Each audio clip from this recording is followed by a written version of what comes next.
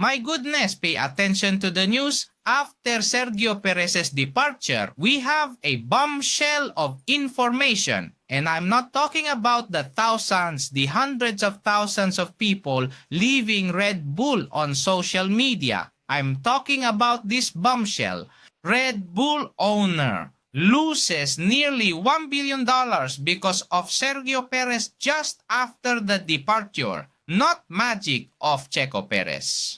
We get this news. Let's analyze where all this comes from and how important it is not just for Red Bull Racing but for the Red Bull company. This comes from recent news. On October 3rd, Red Bull clipped the wings of the dividend to the two millionaire families who own the company.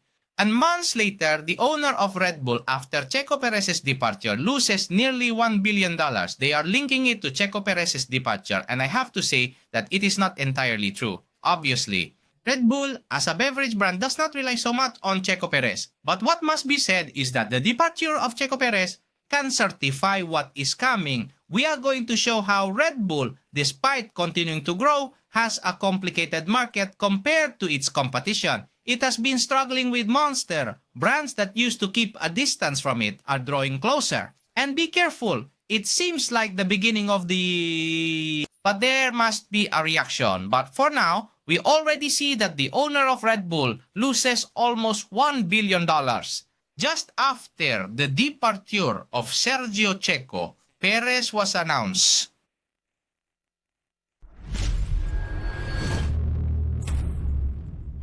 Come on, Horner. For the year 2025, ask for another salary increase and see if they give it to you.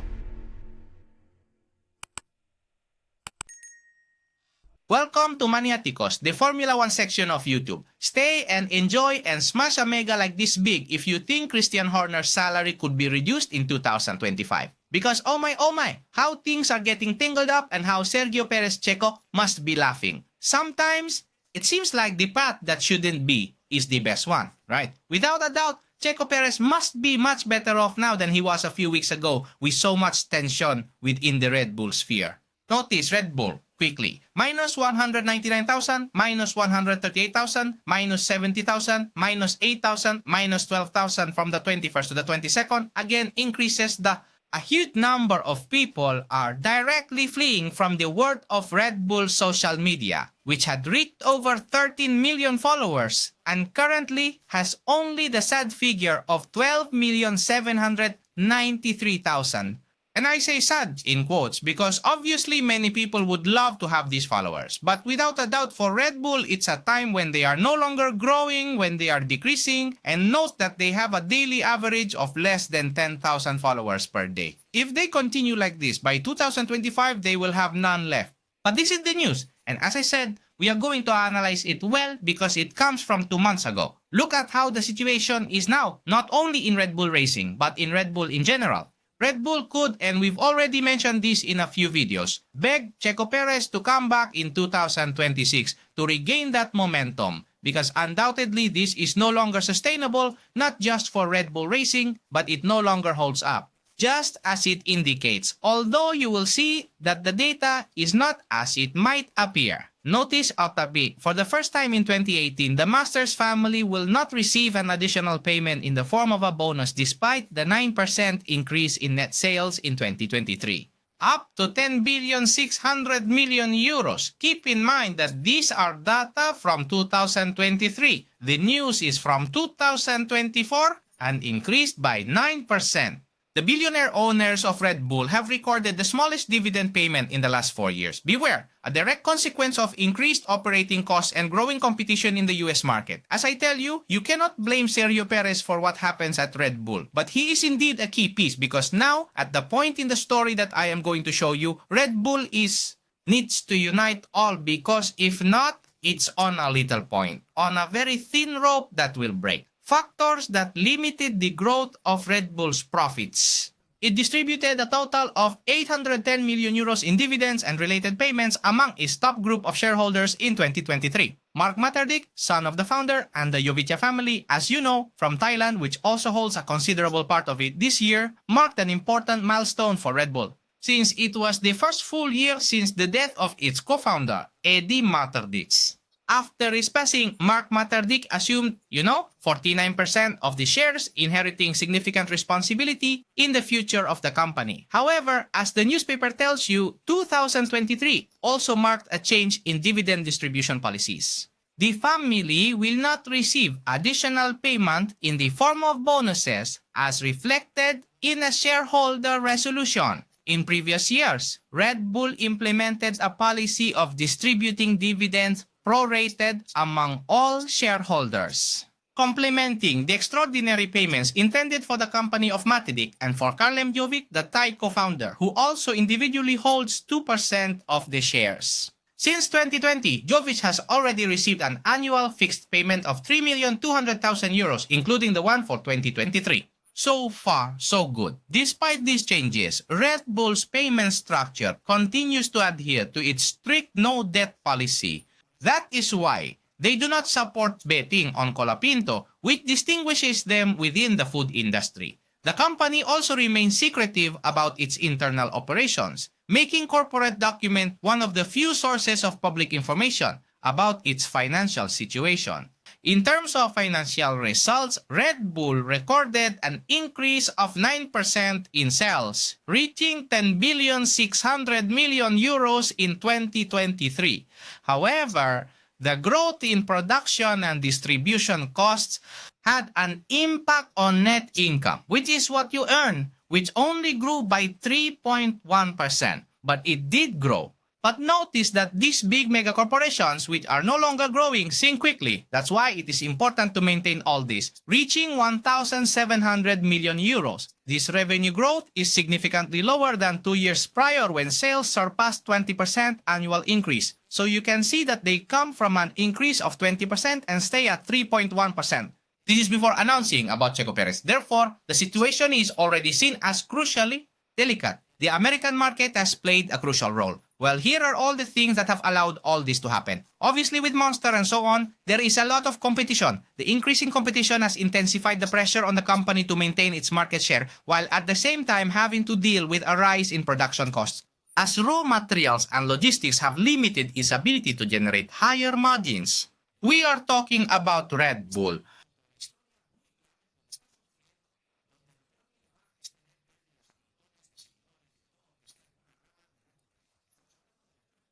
As a beverage company, Red Bull remains a dominant player in the energy drink sector, but financial and strategic challenges with those it currently faces, they reflect the inherent tensions in maintaining leadership in an increasingly competitive global market. So you can see that the situation in October 2024 was complicated, and so we arrive at the latest news that says, owner of Red Bull loses almost $1 billion because of Sergio Pérez. It is just announced afterwards, but obviously Checo will not have to do with these losses of 10 billion, but he will have to do with it of 1 billion, not 10 billion, but it will affect how to face a possible recovery, which obviously will have a problem. Marmatet's wealth recorded losses in the energy drinks company. And what this means is that in its annual list, Bloomberg revealed who are the richest people in the world, where the main owner of the company is part of the top 100, his fortune. He is the owner of 49% of Red Bull. He ranks 96th among the richest people in the world, where his wealth reaches $21 billion. Pay attention to the data, a big shock. Well, notice that in the article, it is reported that the 32-year-old Austrian businessman recorded losses of $978 million in the stock market, coinciding with Sergio Pérez's departure from the team.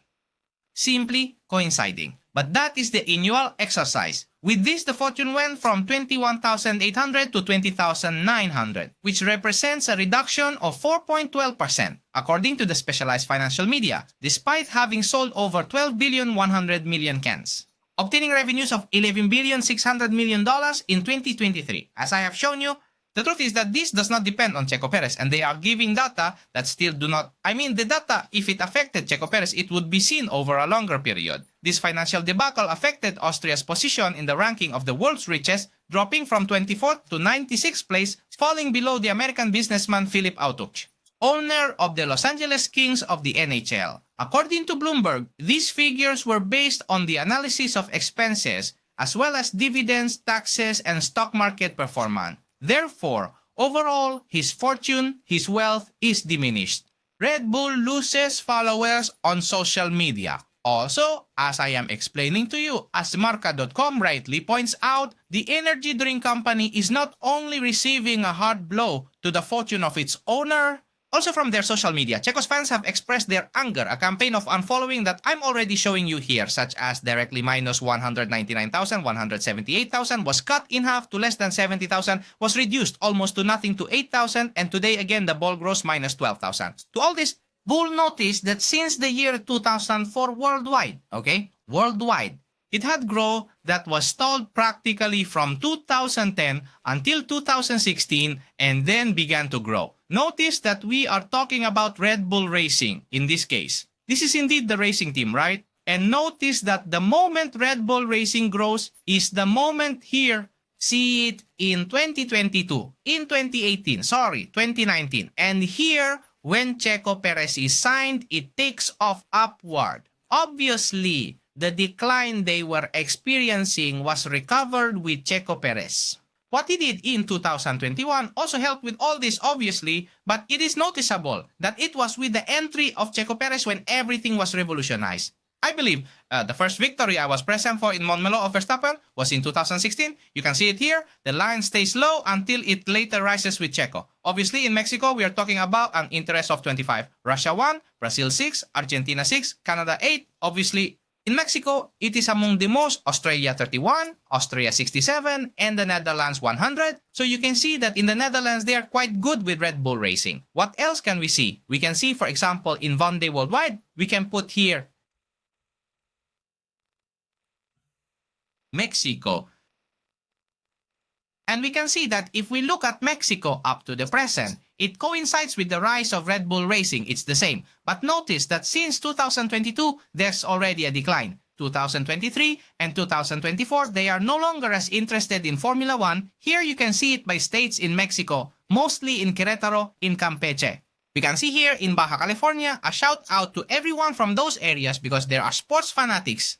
In Aguascalientes, Jalisco 65, we can see that the interest from 2022, 2023 was not the same, 2024, and now there is a very big interest because it was Checo's departure, but obviously this will now drop back to where it was before. But this is Red Bull Racing. This is not the parent company, which is what we are discussing in this analysis we are doing of the economy. If we look at Red Bull in general since 2004 and worldwide, which is all over the world, we see how growth remains quite stable, going from about 13 in 2008 approximately to reaching 24 in 2014. This is a number from 0 to 124%. Put it however you want to look at it. Do you see how it goes up a bit? And here it goes down, right? Notice that the drop stops right when we reach 2020 to 2021. It also coincides with Checo Perez. Is it a coincidence? It may not be a coincidence, but it seems Checo could influence Red Bull more than it seems. Or not. We don't know.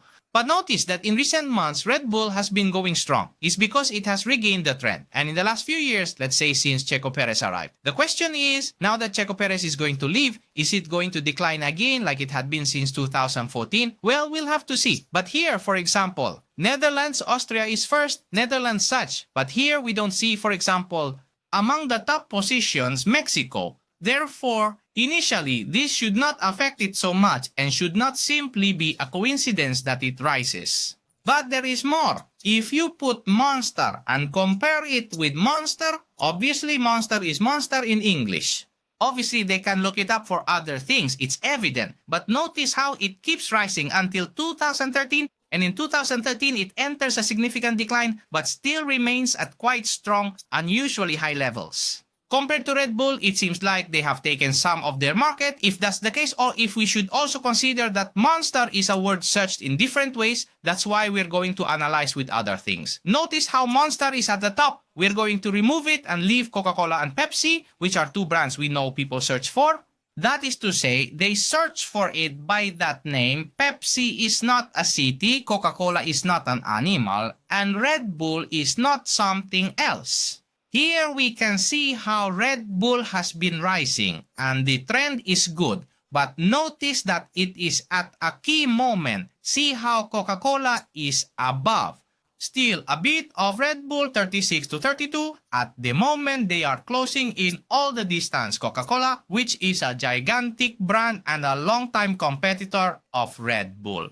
The difference between the red and blue line is getting smaller. It resembles the World Cup lines between Verstappen and Norris. It's getting smaller, but it seems like Red Bull Norris that when it gets closer now, everything seems like it might pull apart again. Because Red Bull seems like it's not doing things well. But notice what I wanted to say. At the important moment when Sergio Pérez leaves the Red Bull team, which was above, in 2004, they managed to balance it in 2009, they managed to surpass Red Bull over Pepsi in the year 2020 to 21. We are talking about Google Trends, the trend of people. And notice that now it is above, but suddenly Pepsi could re-enter the competition. Here, looking at the average, we can see that Red Bull has an average of 20, Coca-Cola has an average of 39, and Pepsi has an average of 21. If we look at the locations, we see how in America, they are much more for Pepsi. So to speak, in North America and South America, they prefer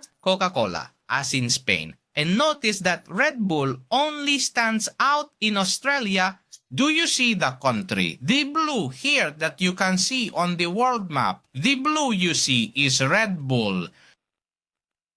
Pepsi is much more visible. In yellow, Coca-Cola is in almost every country. Red Bull only win, so you can see in Austria. And I think it's Helmut Marko updating every day to earn more money. I don't understand. It's a joke, obviously. But you get me that here there is key moments in history where Red Bull is competing with brands that could directly outshine it. Notice how Monster is entering Formula 1, etc.